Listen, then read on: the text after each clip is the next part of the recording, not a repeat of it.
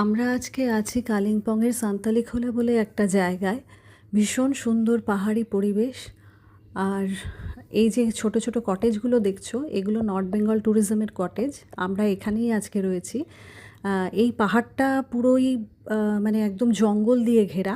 তার ঠিক সামনেটুকুতে এই কটেজগুলো করা হয়েছে এবং সুন্দর সুন্দর গাছপালা দিয়ে সাজানো। তো আর এই পাহাড়টার সামনেই একটা পাহাড়ি নদী রয়েছে, যেই নদীটার ওপরে একটা হ্যাঙ্গিং ব্রিজ আছে। এই ব্রিজটা আগের পাহাড়ের সঙ্গে এই পাহাড়টাকে যুক্ত করেছে, কারণ এই পাহাড়টাতে আর কোনো জনবসতিই নেই, শুধু এই কটেজগুলো ছাড়া। আর চারদিকে সাদা ধোঁয়ার মতন দেখছো, সেগুলো আসলে মেঘ। তো এখন ঝিরঝির করে বৃষ্টি পড়ছে।